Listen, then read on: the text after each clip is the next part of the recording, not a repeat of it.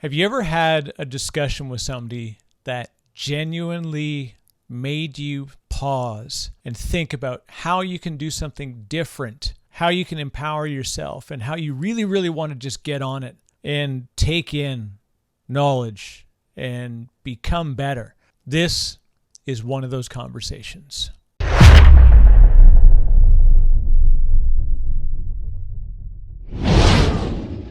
Hey there, welcome. My name is Eric Wright. I am the host of the DiscoPosse podcast here, and this is a really, really amazing conversation with Warren Shaeffer. Warren is the founder of Knowable.fyi. I can pop it up. We can see it on screen here. So Knowable is audio learning that has already gone through an incredible transformation that at the time we recorded this podcast in the audio form, if you head on back, but this is the video form, which was really, really fun because you can genuinely see the reactions. Warren is one of those folks that when you listen to him and the way that he approaches things, it really, really makes you think. And his concept of aiming for being able to take in what we call as nutritious content, this is something we all need. I hope you like it. I know I'm a fan. I actually used the platform, and it was an interesting time. So I'm going to tell you a quick story. But if you don't mind, I want to get you to do one quick thing before you jump in, and we're going to tell a story, and then we're going to get into the podcast because it is so cool. But guess what? We're supported by amazing people. So if you want to be able to support the amazing people like we do, all you got to do is go to vetting.am/DiscoPosse, and that lets them know that you came from old Disco here. And this is cool. Check this out. Manage your AWS data like a hero. You can do it. Even if you're listening late and you're coming here, whatever you land on, go to vetting.am/DiscoPosse. They legitimately have you covered. Everything you need for your data protection needs, all in one spot. Boom, boom, on premises, in the cloud, even things like cloud native. Okay, true story. You actually need to back up your cloud native workloads unless they're completely stateless, which, guess what? They're not all stateless. We'd like to think they are, but they're not. So we tried.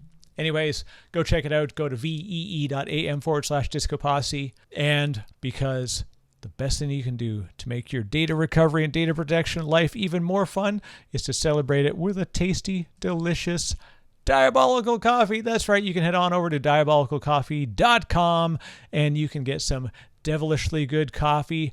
Any kind of brand, lots of good brews. Oh, that's right. It's cold brew season, so make sure you get on in. But check this out. This is the ultimate merch. You are looking at the one and only limited edition t-shirts, which is cool. So we are super proud of this.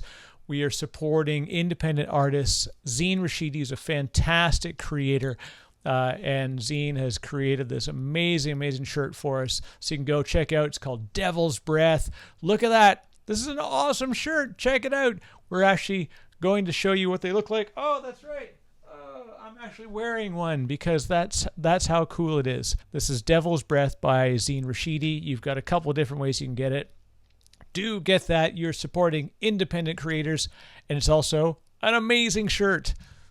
And one more thing before you go, because I want to make sure that I help more people to get connected with their future. I talk to a lot of folks regularly who are technical sellers, product marketers, and they come from a few different backgrounds. What you need to be able to do is to better connect with people. This is why I got into podcasting, because I want to be able to connect with people. And what you can do, if you go and you can download this guide, you go there today, go to velocityclosing.com. $5 glorious. It's only $5, and you get access to ongoing learning that's happening that I give on a monthly basis.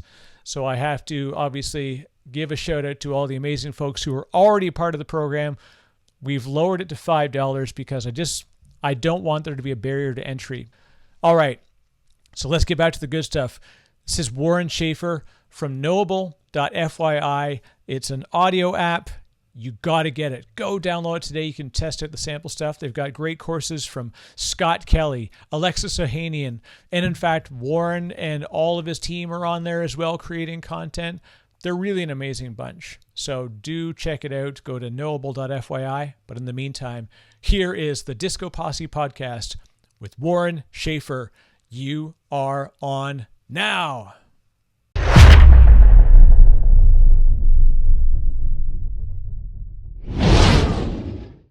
Hi, I'm Warren Shaeffer. I'm the co-founder and the CEO of Knowable. We're an audio-first learning platform.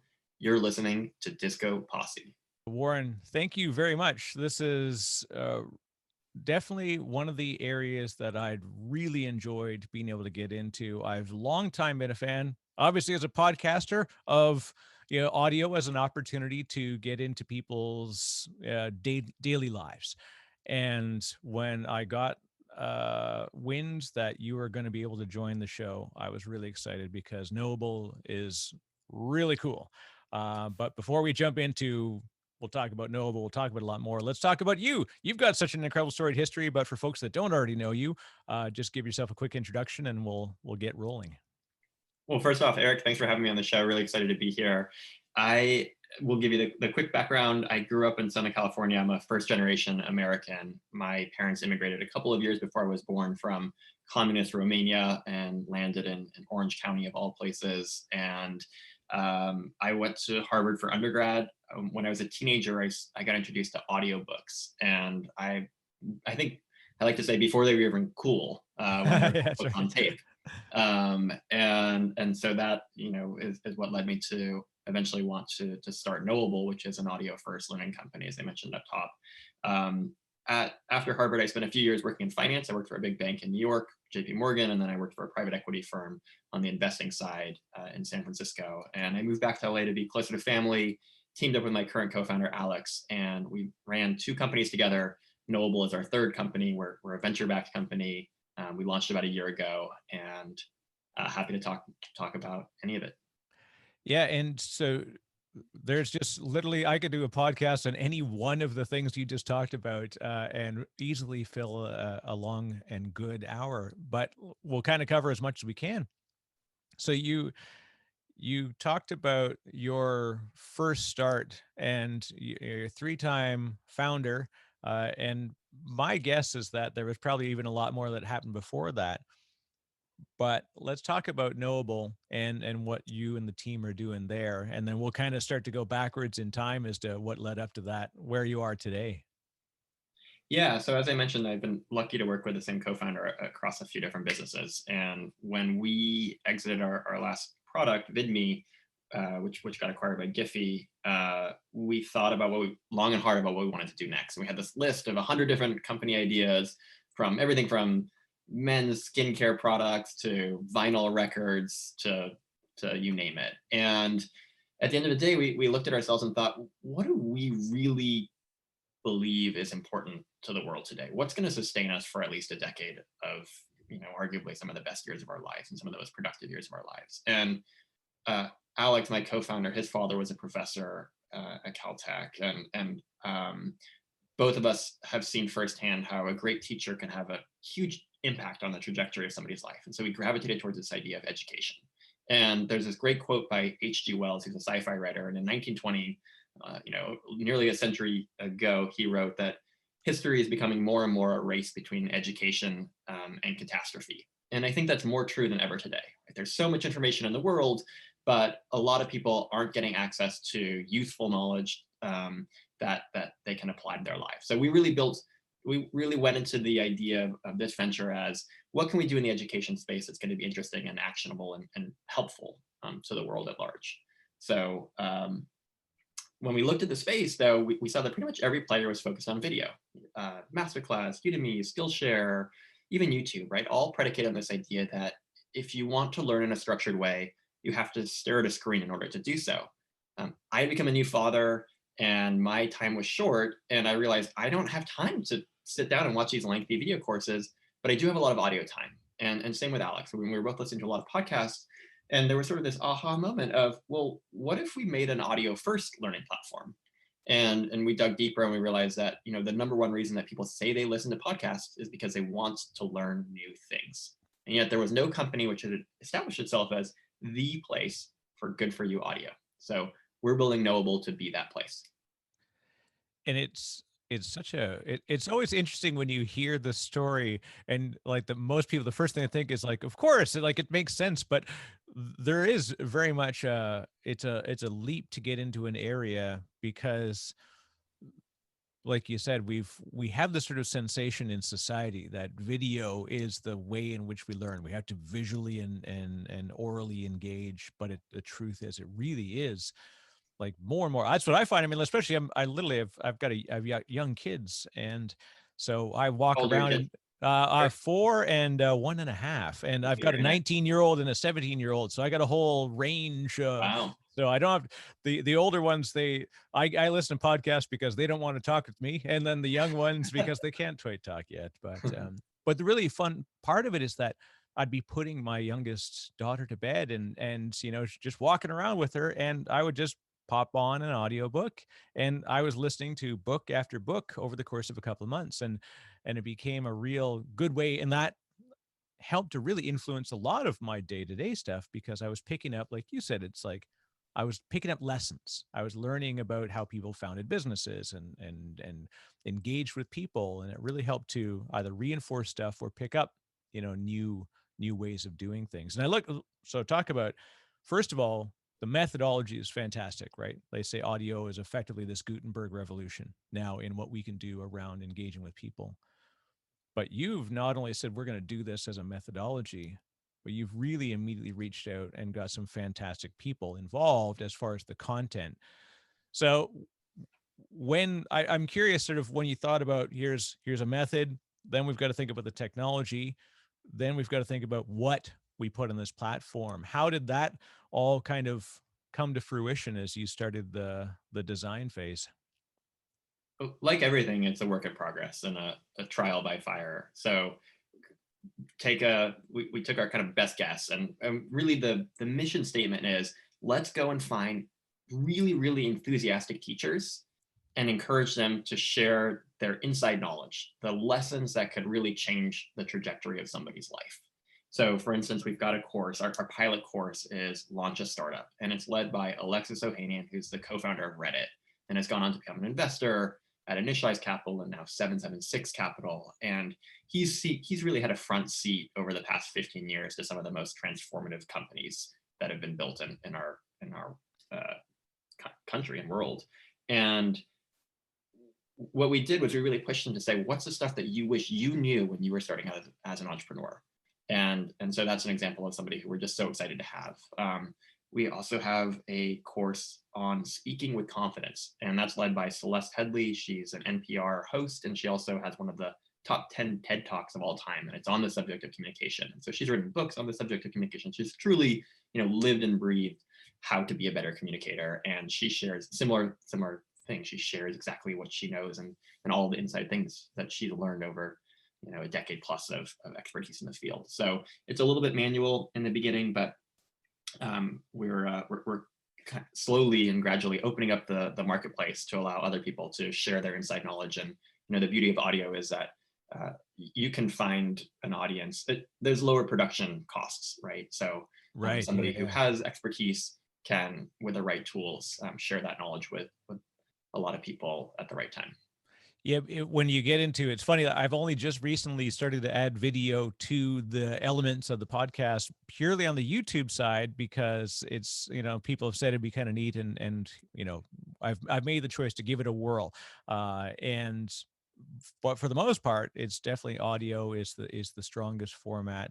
And it's so much easier to do because you can just have a microphone. You don't have to worry about a perfect room set up. Like if I took a picture of the room surrounding me, it'd probably be horrified by how it looks just because I've got a dedicated studio, which is right next to my very small children during the day. So Right. clearly a bad place to try and do, very tight recording, especially when you just get knocked on the door going, "Daddy, why are you in there?" As someone with young kids, finding time that's dedicated is a challenge unto itself. It is. It is. Yes, there certainly should be a Knowable course just on that. Well, and the other thing too is I noticed that you also recently did kind of an AMA style where you're engaging with folks And I love that you led with this thing of like, well, this could influence ultimately a course Yeah. on, startup founding. And so it's not just that you're going with like pure produced content, but you have a real opportunity in that you can kind of test things out and then, work it into a course from there, which is pretty cool. How did that one come to, your mind when you were thinking, all right, let's give this a whirl? Yeah, I'm glad you asked about that, Eric. I actually listened to a course called Branding for Founders that's on Knowable, and it features uh, a couple of guys who started Robinhood Snacks, this newsletter, and they really had this statement that stuck out, which is people follow people, they don't follow brands, right? At the end of the day, Elon Musk has way more followers than Tesla does. And that's just because we're all humans and we care about the story of the person behind the company. And so that was sort of an aha moment for me where I realized, oh, I should really put myself out there more and be, I'm so enthusiastic about what we're building at Knowable. I use the product, I get so much value from it. And so why not share that enthusiasm directly with people? And so I started to become more active on Twitter over the past few months. And I've just seen so much value from building and learning and teaching in public.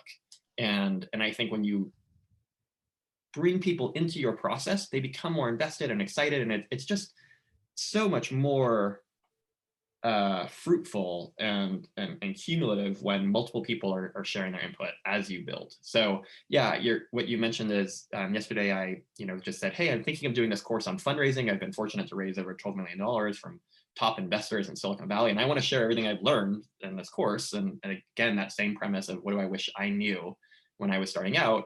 But why don't you join me for a live presentation? It's going to be a dry run. It's not going to be flawless and perfectly rehearsed. But that way I can also answer questions live. I can hear what people are curious about, what people are confused about, and that will inform the course. And also it will help me generate, interest from people up top. So I'm a huge fan of this direction. And I think it's something we're going to be doing a lot more of, where we talk to people live and then in the process, crystallize what a course should be about.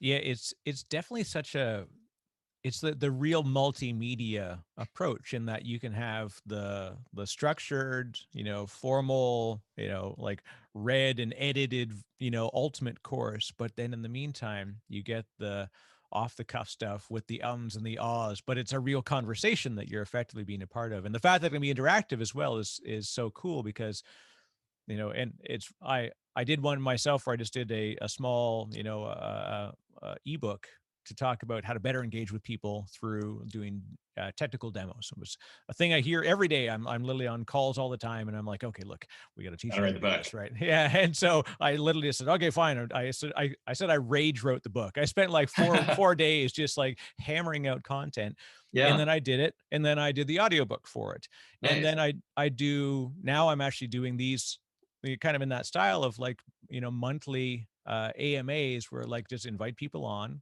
Yep. and because then we can say, okay, let's actually talk about it. Because even the audiobook or like the straight course, I don't want to do a full form course until I know what's actually resonating from the Right. content. So it's I love that interactivity and I love that you've taken a real choice to go that route. Thanks, Eric. Yeah, I love that phrase, rage wrote. That is such a good way to write a book. I'm looking. I felt so inspired after I did this live event yesterday, and I thought, oh, I really want to turn this into a book, right? I really want to have this crystallize and have the audio format and the course format and the video format, because there are this multimedia. There's this realization that just different people want different formats, and so I think that I'm so curious to hear more about the book and where did you publish it? Ah, yeah, that was a neat thing. So there's actually a platform called Samcart, and it was funny. It was literally like this is proof that Instagram advertising works, and it was one of these Hmm. things where it's effectively like kind of a one page funnel style of hosting platform, takes care of everything, but they actually had a full course on like how to actually build a compelling, the pitch, how to actually build your content. They have a really, really great course.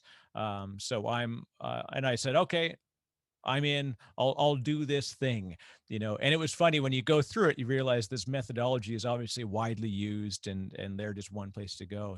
But they actually have the hosting for it. I used a company called Beacon for the publishing. So I just wrote the content, self-published through Beacon, and then publish as a PDF and then host it on Samcart. So it's a fairly low lift, once I did it. Because I've written stuff before, it was a little easier because I knew what the editing process and what the publishing process was. So for a first timer, it would probably be a little bit more daunting. I was lucky enough to have been through the mill with O'Reilly Media and a few other publishing companies. So, but yeah, so it was fun because I literally just said, okay, what's the short version? I didn't want to go through this like super like 200-page manual of things. I said, let's just hammer it out and make it fun. And that's why I did the audiobook too. It was like, okay, let me just read my own book. It was actually kind of funny to do this. I'm sitting there like, looking at my own content, reading it back. I'm like, oh, it sounds like it's me. And where did you put the audiobook? That's actually the next one. So I've definitely did not research well on how to do this the best way today. I actually just literally send it directly to subscribers when they buy the book. It's actually part of the bundle. So I literally am sending MP3s around, but I'm investigating, where to host it because, I'd rather have a place where they can go and then individually, just grab the audiobook and then get the associated PDF, so you can kind of come at it whichever way you wanted to. I know where you can put it. You can put it on Knowable. I think I know a good place to go then. It was funny. I was actually researching the how to become a contributor so I to be able to put my name alongside of the likes of Scott Kelly and Alexis Ohanian, I would be honored to be among this crowd and you so platform is amazing. What you're doing is really solid. This is a great way to give back and empower people through a format it's just a really great opportunity. Obviously, you put a lot into this. It's your third startup. So I'm going to go way back in the Wayback Machine, and I'm going to imagine that you were probably a young person and you had an idea long before most people would think that it's a good time to start a business. No one's a 3-time founder. They're a 12-time founder. And it's just the last 3 have been venture funded. So entrepreneurship is part of it's in your bloodstream, I'm betting. That's right. Yeah. I mean, as a kid, my first experience with making money was the classic lemonade stand. And we there was basically this one artery into this residential neighborhood. And we put a lemonade stand on one side, and then we realized, oh, we should have a lemonade stand on the other side so we can hit people when they come and when they go. And then we ended up, a friend and I, my friend had a younger sister, and we basically employed her to run the rival lemonade stand and across the street, across the artery.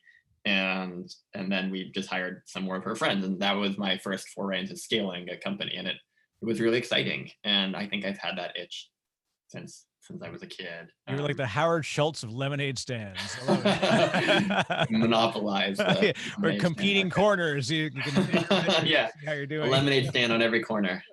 You got to catch them on the driver's side. You got to catch them on the passenger side.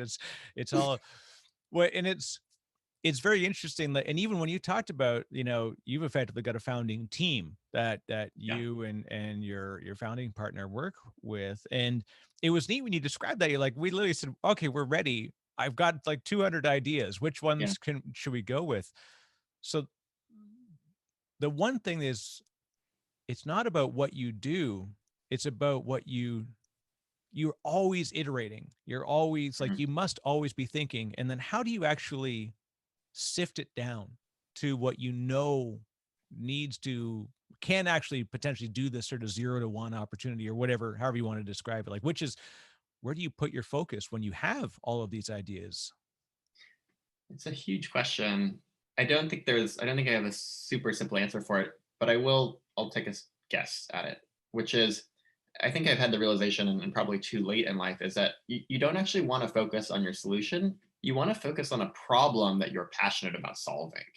So that, to me, that's really the aha moment that for this business was, look, we don't know exactly what the right format is for education, the end all be all solution, right? But we do know that we see an opportunity to unlock learning time for people around the world, right? And so that problem, this idea of, I want to keep learning, I want nutritious content in my brain, but I don't have time. I'm a busy parent. I'm a busy entrepreneur. I'm a busy nurse or doctor, right? That feels like a really big tangible problem. And so, starting with the problem that you have and that other people have, I think that's the truest way to find clarity on whether it's an idea that you want to work on, right? So start with a problem. Don't start with a solution. You said something really interesting, and I love this phrase: nutritious content for the brain. It's probably not the first time you said that. When you thought about this, what was, because what was the first thing you thought? This is what I would love to be a host, a platform for. Yeah. I love there are a lot of podcasts that I love, and when around the time when Knowable was birthed, I was listening to a lot of How I Built This episodes with Guy Raz. He's a great interviewer Great show, and yeah. great show, and he interviews founders with amazing stories. But I realized that that show doesn't teach anyone how to actually become an entrepreneur. Right? There is no tactical advice on how do you find a co-founder, how do you select an idea, how do you meet a venture capitalist, how do you hire a lawyer, which lawyer should you hire. There's none of that. And so what felt missing was this useful knowledge, this applicable or actionable knowledge, and that to me felt urgent. And I think it comes down to that problem statement of, look, if you're busy, you don't have time to sift through hundreds of episodes of every podcast, even though they might be great and fun to listen to. You want the essence. You want it to be boiled down into, what can I take from this that I can go apply to my own life that can change the trajectory of my life in a positive way. Yeah, and it's very interesting, yeah, and the idea of distilling down, meaningful stuff. And it's, in fact, one of the areas I'm looking right now is like, how do I distill out all of these amazing lessons that have been collected over the years, now in the podcast. But there's a lot of really cool conversation wrapped around it. Won't make it into book form, like, unless you're Kevin Smith and you go and you just take the Smodcast and you put it into a written form. That's all well and good, but I think he had the audience, and they effectively would have, he could have effectively published most anything, and it would have been well received, just because he had such a really sort of loving audience that was ready to receive any of the content. It was great content anyways. Tim Ferriss, obviously similar style, that let's just transcribe what we've got. Hmm.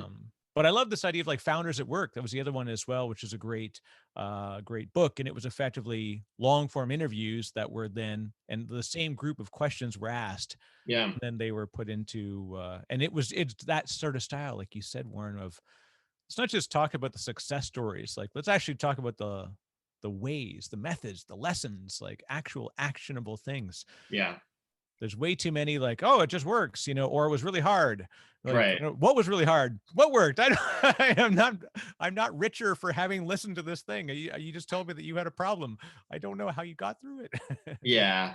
Yeah. I think it's really common, right? When you're at the end of the journey, it's hard to remember all the details and the practicalities, right? It gets glossed over and repackaged in this, hero's journey story that doesn't always mirror the actual nitty gritty of, what was involved.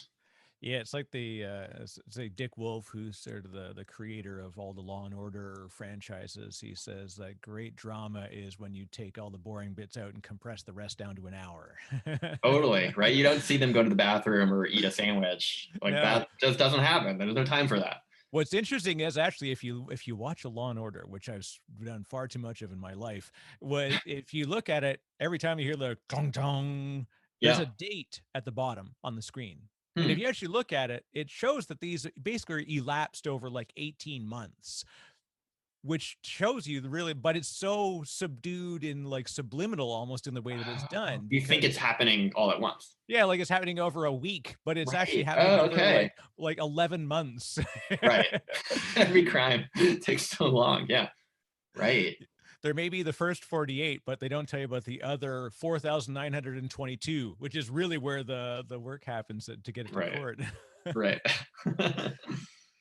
So the other interesting thing too was, you led with talking about being a first, first time born, in the U.S., and you talked about your family's history, and where they came from.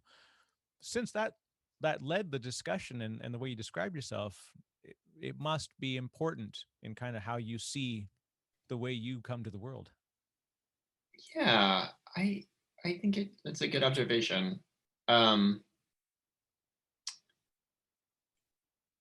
I think founders come in all shapes and forms and all ages and all backgrounds, but there's a unifying characteristic that I've seen great founders have, which is that they have grit. They have this desire to overcome obstacles, and often they'll see challenges as opportunities. I think that's really a characteristic. And I think a lot of immigrants and first generation and maybe even second generation Americans have that sense of grit instilled, where things, you don't expect things to come easy. Um, and so that, I think, has shaped my lens of the world in many ways, and certainly, how I think about building a business too. It's always funny, like you hear the amazing stories of our like grandparents and parents who, as they came to the country, and you always hear these stories of literally getting on a boat with like $12 in their pocket. You Yeah, know what people would do right now if they had $12 in their pocket and they got on a boat? They'd go to the Starbucks and they yeah. would spend eight of those $12. Good lemonade stand. Yeah, Yeah, it's so it's so interesting that I when you're close to it, you see so many of these stories, but in the broader sense of how many people are either founders or even more so distill it down to successful founders and are able to go through that facing adversity. And like effectively, you're anybody that tells you, I've got this great idea and I'm going to make a business out of it. Most people tell you it's a pretty fundamentally terrible idea. Like it's not the idea is bad, but making a business out of it is not going to be. There's nothing right. easy about this. Easy to glamorize. Yeah, I think that's also why, like you said, let's actually go through some of those stories and get further into where it works, where it doesn't. yeah. Uh, so, how many lessons when you were thinking entrepreneurial, and then you went to Harvard? When you were going to Harvard, this is also one of the other sort of like hero stories we always hear is the founder that goes to Harvard and then leaves or whatever. There's all sorts of stories about, whether you should or shouldn't go to university. How does it inform your future in entrepreneurship? I'm curious, Warren, as you made the choice to go, and then when you came out, you got into investments and venture. What was your mindset on either side of the university experience? I don't think when I went to college it was so in vogue to think about not going to college. I think that's a more recent topic of discussion. My parents went through a lot of financial difficulty, and I actually ended up living with friends for half of high school. And I, was fortunate to win over $30,000 in scholarships and get really generous financial aid to go to Harvard. So it was um, it hadn't really entered my mind to not go to college. And I sort of had this roadmap in mind, which was I knew I wanted to do something entrepreneurial or something creative or both. But I wanted to de-risk and have, make some money early in life, be able to invest it and compound it, and then take a, quote unquote risk a little bit later. So I don't know exactly when that game plan got formatted. I think I read a lot of books, and I think I probably came across some book that basically showed me the value of compounding money if you're 20 versus when you're 30, right? If you can like put some money in the Right. stock market when you're 20 versus 30, it can be triple, what it's worth when you want to retire. So that is how I sort of hedged, I guess, my life risk. Well, and it's telling in the way you described it as well, right? That you de-risk before you take on risk. And that's another successful founder sort of lesson. What I've talked to a lot of folks is that most of founding and operating a company is spent in continuously de-risking the environment. I think that's right. Yeah, and the faster you can de-risk, the better. And this is something that it's so hard, and even for me, I still have to continually learn this. And this is going back to why build a course in public, right? You want to get validation super fast. Before I spend 6 months making a course on raising some money, like let me see if anybody even cares, right? If I'm giving it away for Right. free and it's live, like, will anyone join? And look, 250 people signed up, and that was a really strong signal to me. I'm like, oh wow, there's real demand here for this topic. So the faster you can de-risk, the better, whether it's financially or intellectually. I think that's a great heuristic to look for. And obviously, you were definitely in the risk and de-risk business when you got into the investment side coming out of school. So taking on risk at scale, you jumped right in. What was that early part of it? As you now could take the successes of what your family gave you, this heart to do this thing, and now here you are. You said you won, you worked to get scholarships, you got through this, now you're on the other side. It must have been a pretty proud thing, but also a fairly daunting task to take on, right? That you are suddenly, okay, we did it, now what? What was that like on the other side now when you got into the investment world? Yeah.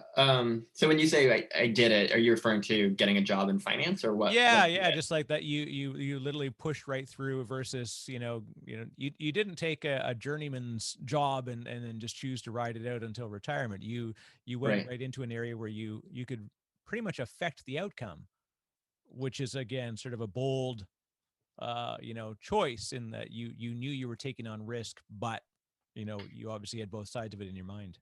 Are you saying the decision to leave finance to go work in Or startups? to Is that? enter finance as that route, like you got right into the game Oh of yeah. money. I mean, I think I really again, it goes back to this idea of de-risking to take risk, right? So I really thought, well, this is a great opportunity to learn some hard skills, right? No matter what, finances is the underbelly of any venture.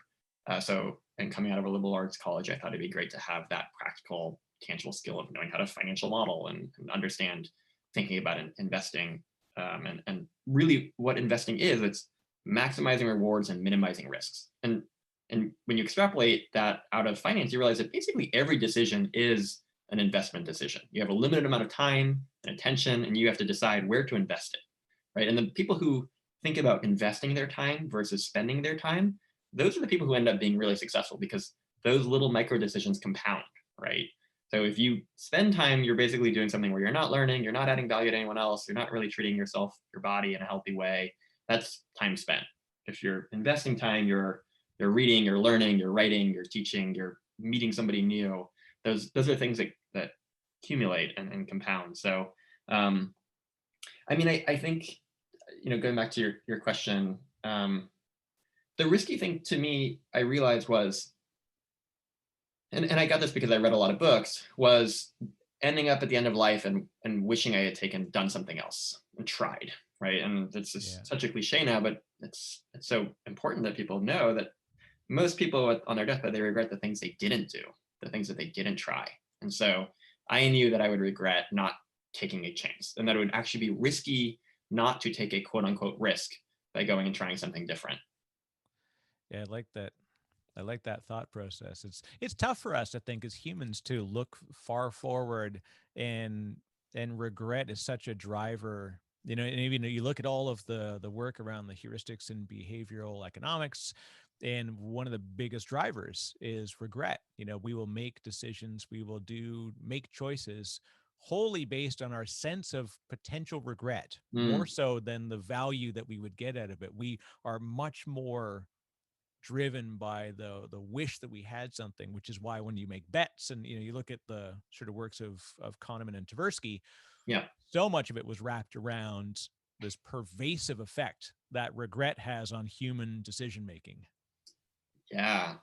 I mean, the whole field of behavioral economics that they pioneered is so powerful, right? And once you become aware of these cognitive limitations, you can work around them, right? This idea of like loss aversion and sunk costs and confirmation bias. I mean, that's a great book. Or I mean, I read the Michael Lewis. Oh, the Undoing Project. That is such So a good. fantastic Yeah, story. I weeped like a baby at the end of it uh, I won't give the spoiler alert, but it's just such a beautiful human story.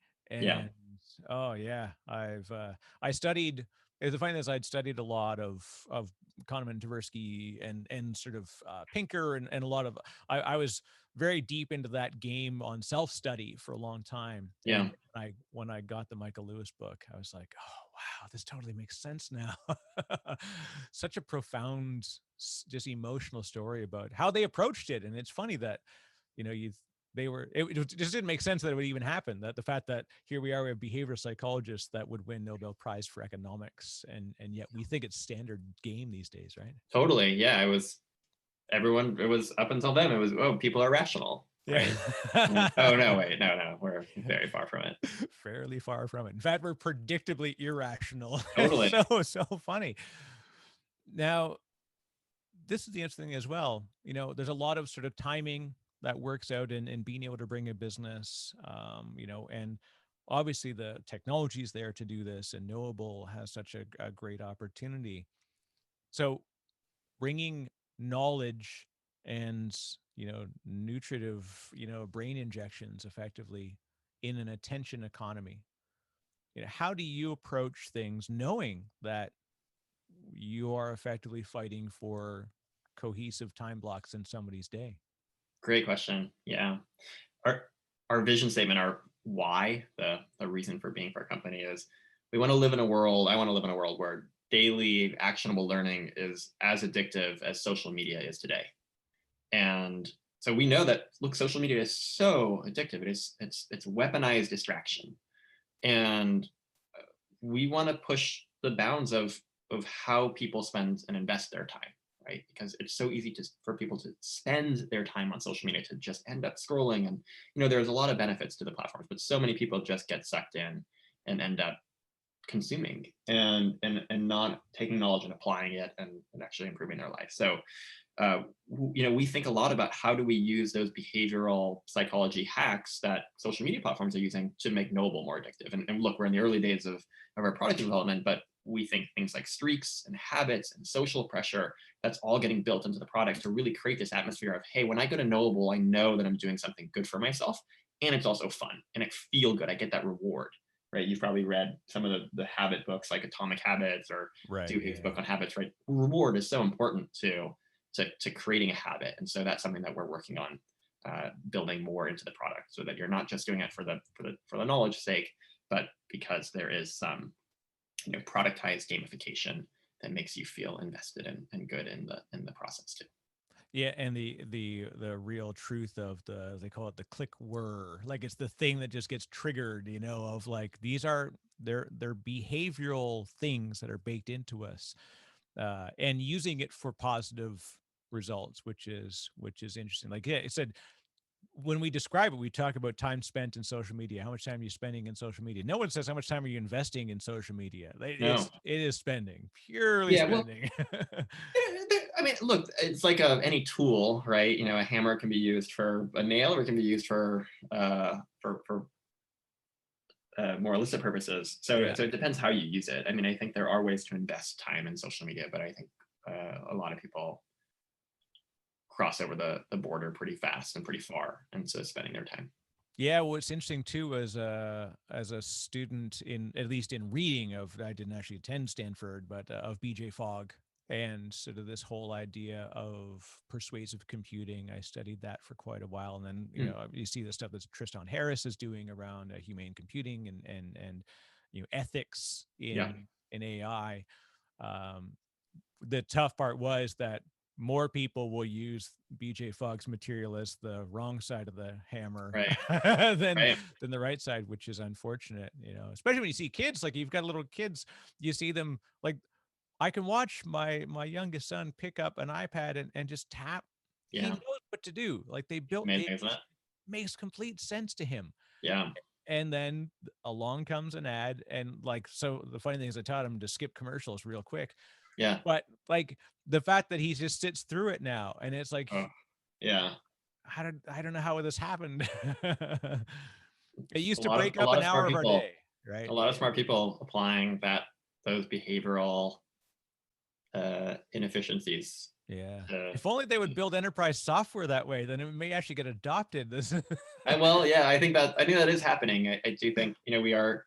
Funny you mentioned that, right? With Knowable, we're seeing a lot of opportunities on the enterprise side where, hey, we can employees, L&D is really important for big organizations today. L&D stands for learning and development and upskilling. But look, if you ask somebody to sit and watch a training video at their computer, that's competing with their work time. But Right. if you give somebody something that they can listen to when they go for a walk or on their commute, that opens up a lot of enterprise time. So that's something that we're thinking about actively too, of how do we actually make workforces better? How can we create a diversity and inclusion course that makes you really want to listen and make a difference? Yeah, and I think uh, using those techniques in any way in the learning and development space, especially in the enterprise, like, because we all know everybody who's listening to this who's works for a company, and you get that annual, it's like, oh, it's the compliance training or the Right, anti money laundering training. right. And it's like, you're just horrified with the fact that you have to waste like 5 hours of your day, and you're like fast forwarding as much as you can. And they make it so that you can't fast forward. You have Yeah, to, you know, but yeah, to actually make it engaging yeah, and make it worth their time. And that's effectively what you're doing, is you're giving them a sense of worth yeah. for having done it. That's right. Yeah, I think there's certainly room for improvement there. Now, the things that you're doing, it definitely, there's a very positive spin in so much of what you do. And it's like, it's natural. Even when you tried to describe a bad thing you could do with a hammer, you really got stuck. And it's so cool because it must be, again, sort of like baked into you that what's the most positive thing I could do as a result of what I'm about to do.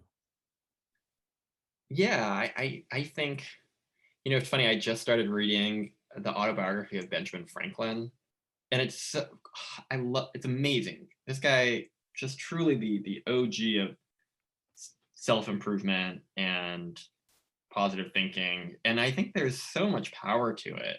Um, and it really is just, what filter do you apply to the world?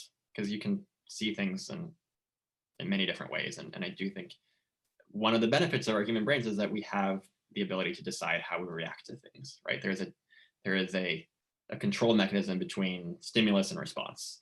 So I think the more we can view things with a positive lens and see problems as opportunities, the better we'll all be. Yeah, try to get in front of the old amygdala hijack, as they call it, right? Oh, yeah, right. Lizard brain, useful, sometimes very useful, but oftentimes gets in the way in modern society.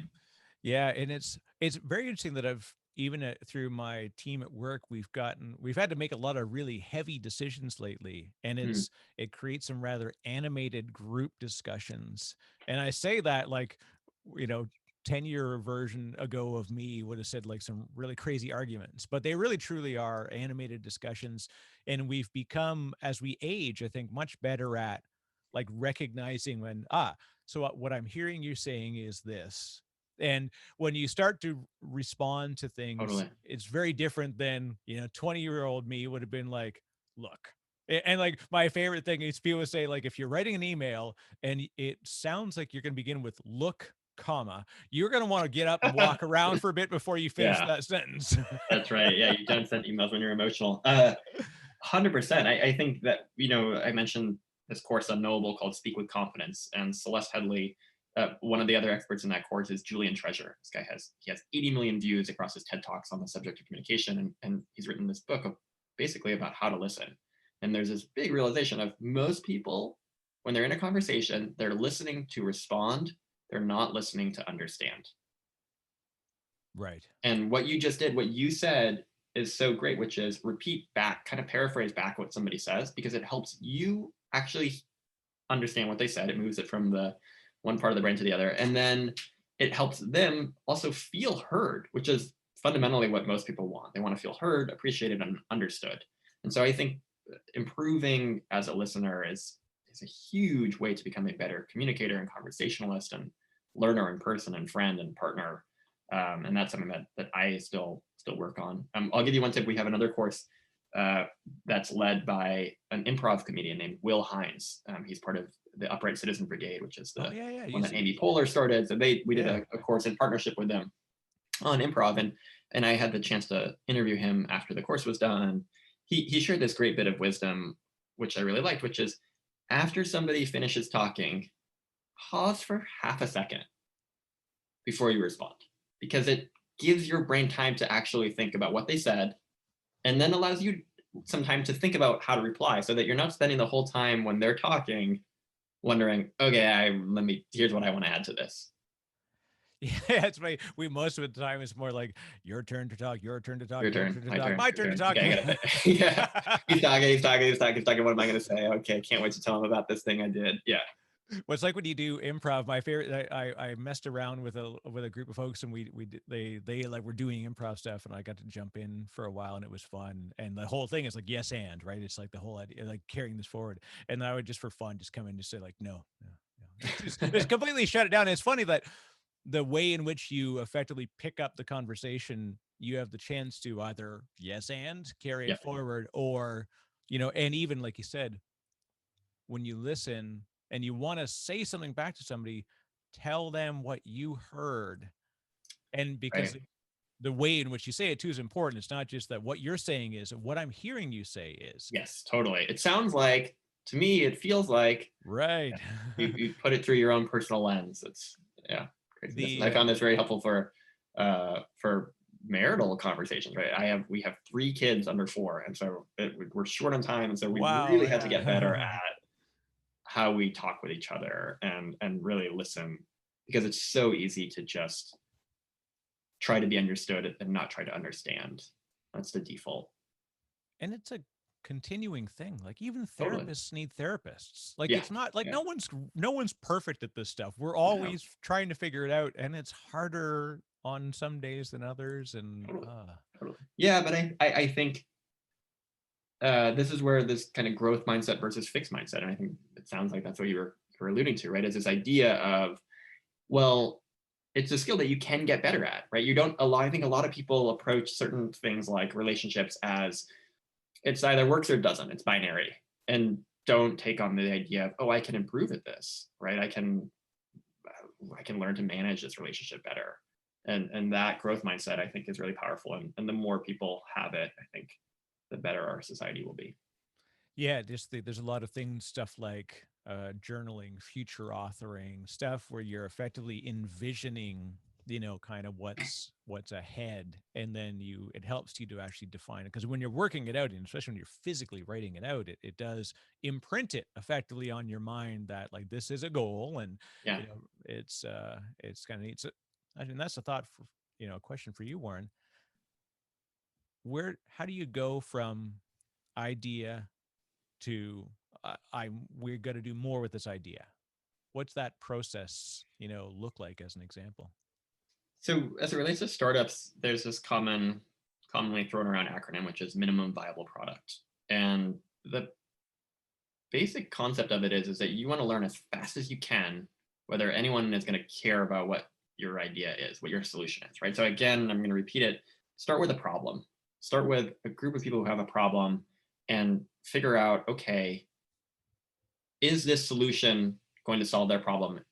Is it sufficiently different or better for them to care? And would they pay me money, or would somebody else pay me money at some point if enough people used this solution that I'm putting out into the world? And you want to find that out as soon as possible. So rather than waiting 6 years and making your perfect dating app, that you just try manually to figure out, okay, can I connect 2 people and are they going to care, right? I'm using Yeah. my quote unquote algorithm.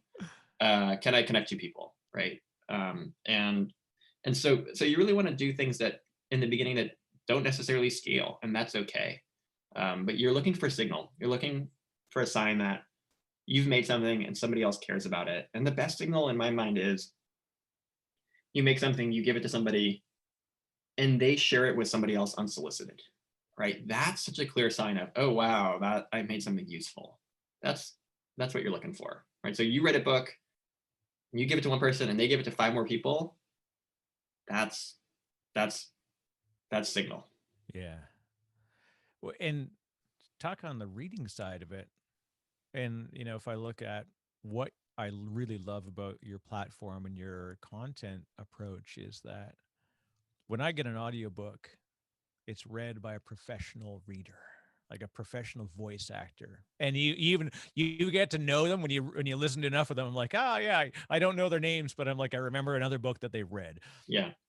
So what I love is that when you're doing a course by Scott Kelly, it's Scott Kelly. It's not Scott Yeah, Kelly wrote this and then a professional voice actor is hammering yeah, it out in a small soundproof room. You're getting the real deal. All of your content creators are they create the content, they voice the content.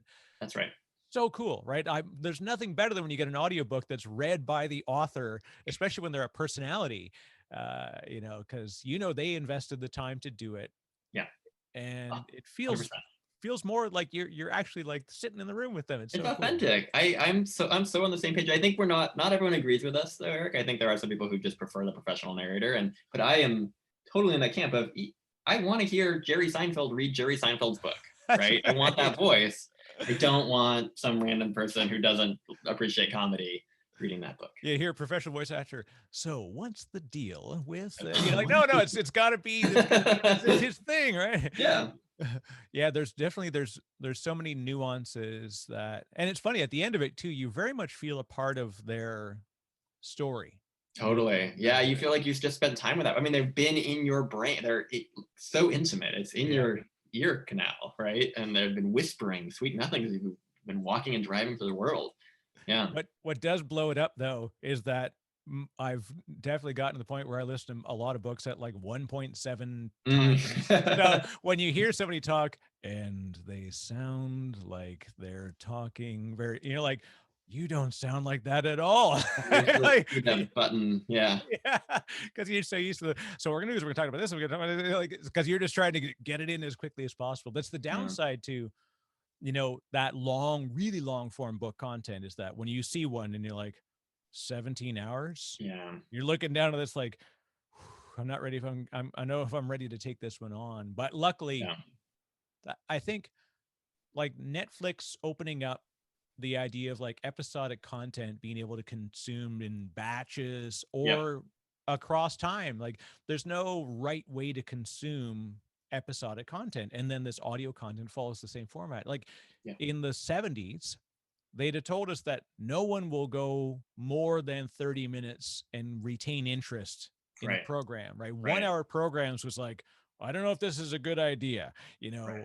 People love Lucille Ball, but I don't think they're going to love an hour of her. Right. They'd have loved 17 straight hours of her if Yeah. the truth was told, right? If we actually Yeah. let them try it. So it's so Yeah. cool that we can be now, you can you can get a knowable, course underway and you Yeah. can take a break. You can pick That's it up right. tomorrow. Yeah. Kind of at your own pace. And there's certainly been times where I had a long drive and I was so grateful to have a 17-hour audiobook, right? Oh But yeah. today I'm not commuting, so I want the short and sweet version. Yeah, and this is the interesting thing is you know, been, the platform's been going for a while. Did you see sort of a marked difference in patterns of utilization as we saw the world kind of shift the way we operated? Yeah, I think COVID has halted some of the acceleration in audio consumption. Certainly, I know for myself because I'm not commuting and listening to less audio. And I think a lot of people are in that same boat. But I think that it will come back. I do think that um, people will also just get screen fatigue. And going back to this idea of habit, what we really want to inculcate is this idea that Knowable is something that you can go take on a break, right? You can go for a walk or a run and put in your headphones and know that you're going to listen to something that has a potential to a lesson that can change your life for the better that week, right? So I think that we'll see new behaviors and patterns emerge. Yeah, and I think that's what I love about what you're doing. And like I said, Warren, it comes out in so much of the way you even describe it. You can just tell it's in there. It's like we want to. What's a meaningful, positive impact that I can have as a result of the content? This is not Right. just going to be fluff. I mean, good on, right? Everybody, there's Harlequin romances for a reason, right? Somebody out there loves that side of the story. Yeah. Fantastic. But we have such a great opportunity, and especially when we're in this real sort of challenged attention economy, Yeah. when we don't have time away, like you said, that you realize we all despised commuting, but once we learned how to do things while we were commuting, that was a real opportunity sometimes to learn, to read, Totally. even just detach. Yeah. And going for a run, so I'm a cyclist, and I love, one of my favorite things is that the moment that I put my leg over the crossbar and I clip in my pedals and I start turning the pedals, I'm immediately in a different mindset because I know for the next 4 hours, I have no way that I can type. I have no way that I Right. can listen. I am literally, it's me Yeah. and an introspective mind for 4 hours, which can be Right. a really dangerous place, man, depending on what your mindset is. But it's this beautiful sort of forcing function. Yeah. Like when I get in a plane, that was my thing. When I get into a plane, people are like, you know what I hate is that the internet on planes is really terrible. I'm like, you know what I love that I've never found out because I when I'm on a plane, Yeah. it's me, white noise. I can actually do other things. Yeah. Yeah. Yeah. I'm the same way. I think that downtime is really important, and so just forcing yourself or putting yourself in situations where you don't have to use willpower to resist the weapons of mass distraction. Yes, right. I think that's a smart way to You, design ta- your environment. you talked about UCB, and I know from reading a bit about you, Warren, that you took a little time on the microphone yourself on improv and stand up. Talk about minimum viable product and finding product market fit. Taking material, 2 minutes on a microphone at an open mic feels like an eternity. Yeah. So cool, but it's like, oh, so what drove you to take a run at that, and what was the experience like? I have always I've always been a fan of humor. I think humor is such a great tool in the chest of life, and it feels like people who have a great sense of humor, they're able to go over the bumps of life so much better and easier and right and levity. So I've just always appreciated comedians. Because my parents are immigrants, I think they let me watch a lot more TV than I probably should have, and I watched a lot of Simpsons when I was a kid, and so that really influenced my style of humor. Um, I think I'm not. I think I'm squarely medium funny. Sometimes I can make someone laugh, and most of the time it's a miss. But it was something that scared me, and I really like this idea of doing things that scare me, because often on the other side of that is a sense of growth. And so I agree. I think it's really scary to go up on stage and just have a microphone and talk to a room full of strangers and try to get laughter. But I think it's also such an exciting format because the feedback is so objective, right? And in a world where there's a lot of subjective value, right? You don't know, well, how good am I? Did I do a good job? Or are people just being nice? Being able to say something and then hear whether or not somebody laughed or not, whether how you performed. And so I think that objective feedback is also exhilarating and exciting. And a bit of advice I got on stand-up was talk about the stuff that you're embarrassed about, because that's the stuff that it's honest and most people will relate to it in some way, or at least a certain subset of people will relate to it. And uh, I think that's humor is, usually a, a byproduct of a sense of relief, right? This idea of like, oh, like you have that. Oh, okay, I have that too.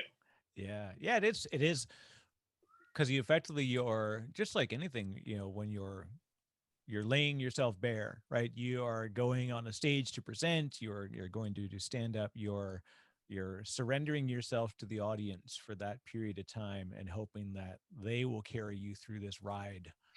And it's very much an interactive experience, which is what's funny. People always ask me, like, it's like I've been lucky enough through the course of my career to do a lot of like public speaking Yeah. and getting some large audience. I used to be in a band years ago, so Cool. I was fairly familiar with being on a stage, but it still scares me all the time. And Totally. because you don't know, it's a dynamic experience. And I would describe it, and I'd help people with coaching for public speaking. And I would Mm. say, I call it listening to 5,000 people at a time, because what you're doing is you're effectively letting them guide your talk. You may already have some kind of points that you want to hit, Right.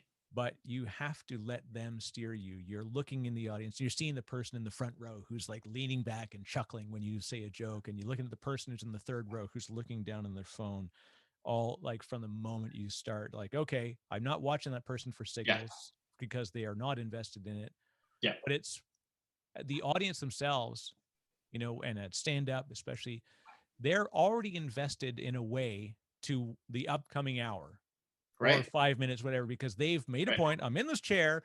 Yeah. I'm giving you a chance, kid. Yeah. So let's see what you got. Totally. I like that, listening to 5,000 people at the same time. That's a good way of thinking about it.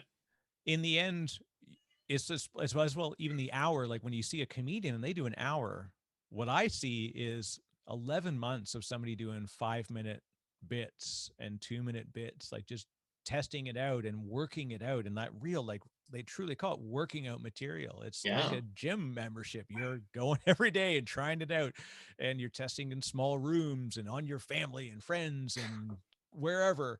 Right. And eventually you glue together stuff that's in a flow, that's in an Yeah. hour. It's so when when you're a people-based business, like Yeah. it sounds to me like that's been a focus of you, is that you've always looked at a personal effect as an outcome of anything that you create. Absolutely. Yeah. We're all, most of us are humans. So I think keeping that in mind and thinking about how do you want someone to feel, what's the outcome that you want when they use your product or service, I think is a great systems level way to think about what you're working on. And sadly, it's a more rare sometimes than we realize. I mean, I don't think it truly is. Like we hear, of course, some of the tough stories, and like I mean, there's obviously, like you said, when you get into venture, when people say like, "Oh yeah, like congratulations on your venture funding," you almost want to say like, "No, Mm. no, no, not Nope. necessarily all good Nope. Just a news." means to an end. Yep. Yeah.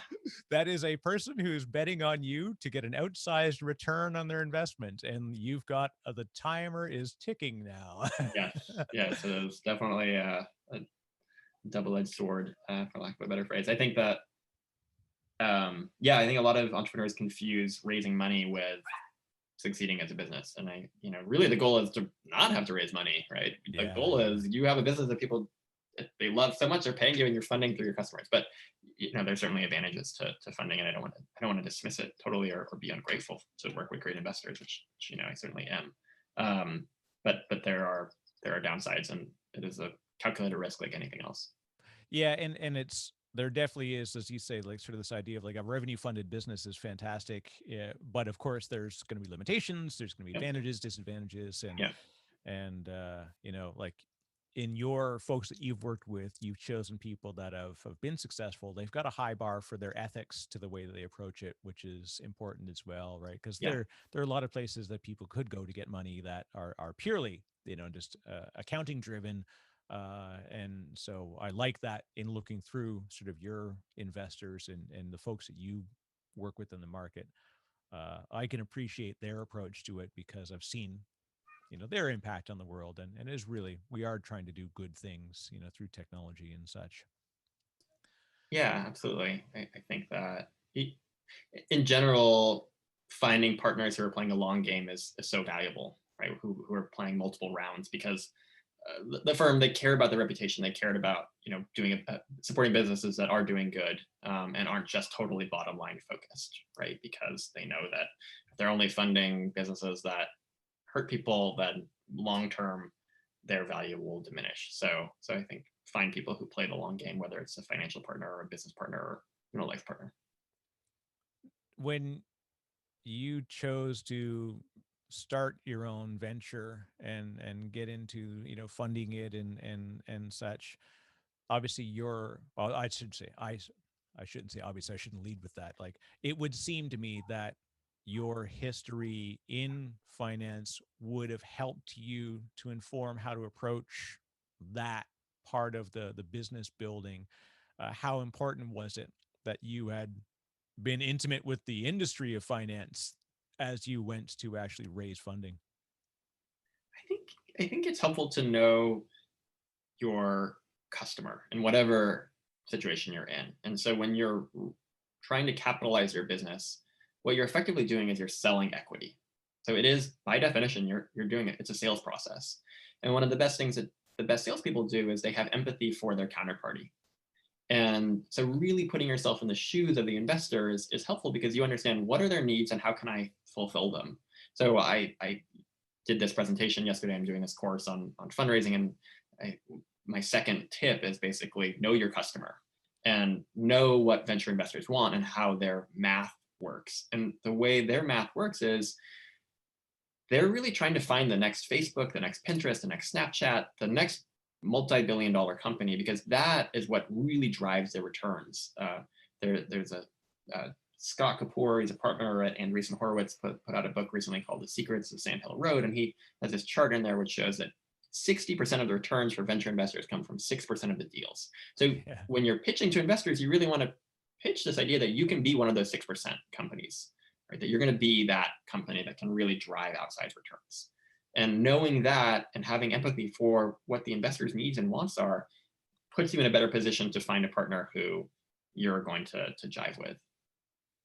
Yeah, that's actually such a good read that will scare you out of ever going towards venture, because you realize how much is behind the scenes of, it's the age of the funds, the percentage of returns that have already come back into it is an incredible set of mathematics and behaviors that will drive how an investor will come at a particular point in time. So it is a very, very, very well done. And I loved how transparent Scott was as part of the discussion, because it's not often people kind of share the math and the process behind the math, Right. which is pretty wild. I agree. So for folks that want to find out more, and I will make sure they do, I will be we'll talk beyond here about how I can help to expand the brands. Knowable is just so fantastic, and I appreciate you taking the time with me today, Warren. This is a real pleasure, and you're doing good things, and like I said, it's sadly it's more rare than it should be, but it's so nice when you see people that are becoming successful as a result of the good things they're doing, and it's well deserved. Thank you so much for that kind words, Eric. I really enjoyed the conversation. It's nice. It's really energizing and fun to talk with someone who's so well read and so interested in learning. And I'm sure we could have talked for multiple hours easily. And I look forward to continuing the conversation. We'll do a Knowable course on how to have a two-way conversation on financing and venture capital. I would listen. It is, this was really, really cool. So again, for folks, if they want to connect with you online, Warren, what's the best way that they can reach out? The best way to find me is on Twitter. My handle is at WWShaef, SHAEF. And you can also find Knowable at Knowable.fyi. And those are the best places to find me and Knowable. Perfect. Yeah, I'll make sure we have links in the show notes as well, and I'll definitely be long before we got to today. I wanted to sort of talk about things, through the course of the discussion, but I'm keen, if it's valuable, I'd love to contribute content towards the platform. It's just such a great opportunity. So absolutely, yeah. Let's talk more about your book, because I think that's a really easy way to get started. So we should have an offline conversation about that. We're in good shape. Warren, thank you very much for spending the time today. And I'll say happy 2021. We're around the corner on a lot of things, and we've got some good stuff ahead. And for folks, definitely, if you want to hear great stuff like this, head over to Knowable, because you get to hear it from the creator's voice, which is, in my view, one of the best ways to learn. Thanks again, Eric. All right, just pause my